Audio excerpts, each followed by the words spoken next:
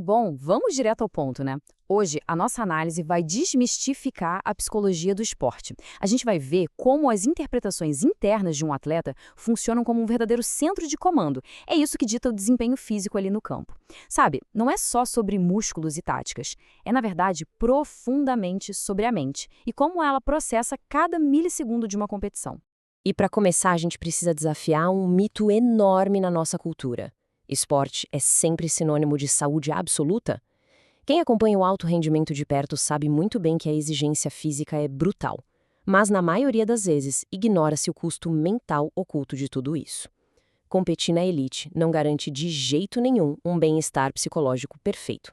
Então, o verdadeiro desafio dessa área é justamente encontrar e manter um equilíbrio que é super delicado. O escopo da psicologia do esporte é tipo um sistema de engrenagens bem complexas. O objetivo dos profissionais ali é promover o melhor bem-estar psicológico possível e, ao mesmo tempo, elevar a performance atlética. A regra de ouro é nunca sacrificar um pilar em prol do outro. Para organizar nossa análise hoje, a gente vai passar por 5 pontos. Primeiro, o mito do esporte. Depois, o modelo cognitivo, o ciclo de desempenho, a cognição em campo e, para fechar, a reestruturação cognitiva. É um caminho direto, saindo da teoria e indo para a prática clínica. Então vamos lá. Ponto 1. O mito do esporte. Afinal, esporte é igual à saúde? Olha, é a hora de jogar a luz sobre as demandas gigantescas e muitas vezes invisíveis que pesam nos ombros de quem vive do esporte. A realidade do alto nível é implacável. Tem aquela pressão constante, diária, por resultados imediatos. Tem a exposição contínua ao julgamento de todo mundo, mídia, torcida e, claro, a necessidade quase infinita de se adaptar tática e fisicamente. Quando essas exigências todas engosem a capacidade mental do atleta de lidar com elas, bom, é aí que a gente tem a tempestade perfeita para o famoso esgotamento, o burnout. Avançando para o nosso ponto 2. O modelo cognitivo e o processo interno. A base de tudo isso é fascinante. Sabe o filósofo estoico Epicteto? Há séculos, ele já dizia uma coisa brilhante. O que perturba os seres humanos não são os eventos em si, mas a interpretação que a gente faz deles. E na terapia cognitivo-comportamental, a TCC, aplicada ao esporte, essa é a regra número 1. O gatilho para uma emoção não é o que aconteceu no campo, mas sim o significado que o atleta deu para o que aconteceu. Para deixar isso ainda mais claro, o Carl Jung tem uma reflexão que vai direto ao alvo. Ele enfatizou que a realidade objetiva tem um peso surpreendentemente menor do que a realidade percebida. Pensa comigo, se um jogador pede um pênalti, o fato objetivo é simplesmente o erro. Mas o que vai ditar o futuro desse jogador no campeonato não é a bola na trave. É, na verdade, o que ele diz para si mesmo na cabeça dele logo depois de ter falhado.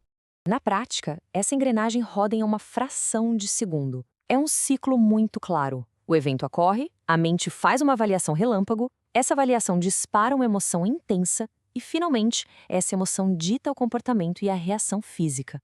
É um loop silencioso, totalmente automático e que não para nunca. O que nos leva ao nosso terceiro ponto, o ciclo de desempenho e a espiral que acontece lá dentro de campo. É exatamente esse loop automático que pode criar uma espiral incrível para cima, o que a gente chama de ciclo de desempenho funcional. Tudo começa com pensamentos realistas focados naquilo que o atleta realmente consegue controlar. Essa mentalidade sólida gera emoções super positivas, tipo entusiasmo e uma confiança inabalável. E como o corpo reage? Com foco absoluto e decisões muito rápidas.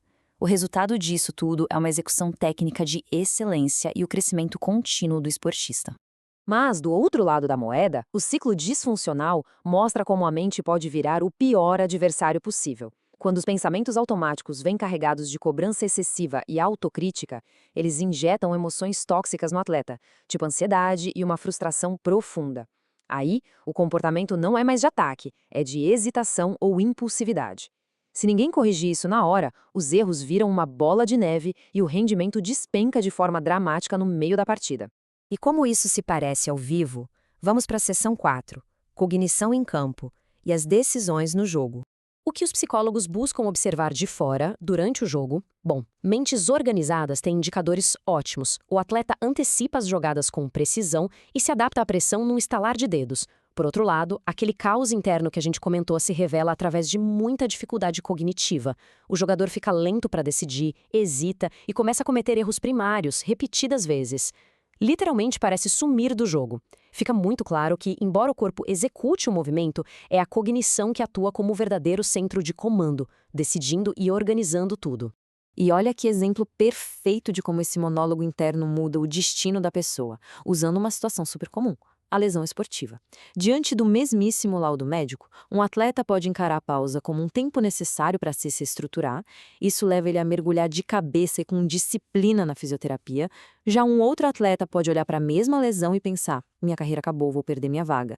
Isso aciona o pânico, a sensação de abandono, o que pode até fazer a pessoa autossabotar o próprio tratamento. A diferença está inteiramente na cabeça de cada um. E se a cabeça é a origem do problema, como a gente conserta? Seção 5. Reestruturação e o ajuste da mente. O que o profissional faz para resgatar esse atleta? O segredo é ir lá no fundo, nas crenças centrais disfuncionais. O sofrimento emocional quase sempre nasce de 3 grandes ilusões. Primeiro, o desamor, que é aquele pânico de ser rejeitado pela equipe. Depois, o desvalor, que fica sussurrando para o atleta que ele é incompetente. E, por fim, o desamparo, que é o terror de ficar sem apoio. Essas são basicamente as lentes rachadas pelas quais esse competidor está vendo o mundo. E quando a pressão do jogo bate forte, essas crenças ativam os famosos erros cognitivos. A catastrofização, por exemplo, faz um passe errado parecer o fim da carreira na hora. A abstração seletiva faz a pessoa ignorar um jogo genial por causa de um escorregão bobo. Tem também a leitura mental, onde o jogador assume sem prova nenhuma que o técnico odeia ele. É uma verdadeira sabotagem da lógica que um atleta de ponta tanto precisa. Mas a solução da TCC é passo a passo, bem metódica. Primeiro, reconhecer os fatos reais, sem colocar drama. Segundo, ir atrás de evidências objetivas, de provas reais. Terceiro, questionar aquelas crenças disfuncionais sem piedade nenhuma. E quarto passo, formular conscientemente pensamentos racionais que vão, de fato, gerar as reações físicas funcionais que o corpo precisa. Depois dessa teoria toda, você deve estar se perguntando: legal, mas no fim das contas, quais ferramentas quem passa por isso realmente absorve e aplica no calor de um jogo decisivo? E a resposta é profunda. A TCC não é um band-aid emocional, não é uma pílula mágica só para aliviar o nervosismo pré-jogo. O objetivo rigoroso desse processo é promover uma mudança duradoura nas matrizes de pensamentos e no sistema de crenças do atleta. É uma transformação estrutural, permanente, na forma de ver e lidar com os desafios, e não só uma melhora passageira. Sabe qual é o grande objetivo final de tudo isso? É a autonomia. É fazer com que o atleta se torne o seu próprio terapeuta.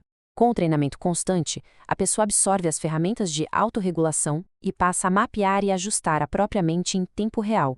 Isso significa não precisar mais de muletas emocionais para performar bem sob uma pressão esmagadora. Então fica a reflexão para a próxima vez que a gente for acompanhar uma partida acirrada. Lembra que, por trás de cada explosão muscular, tem uma rede cognitiva complexa e invisível trabalhando ali na frente de todo mundo. E a grande pergunta é, se a execução física é só o último passo da engrenagem, quais erros cognitivos invisíveis estão secretamente ditando o destino da próxima jogada?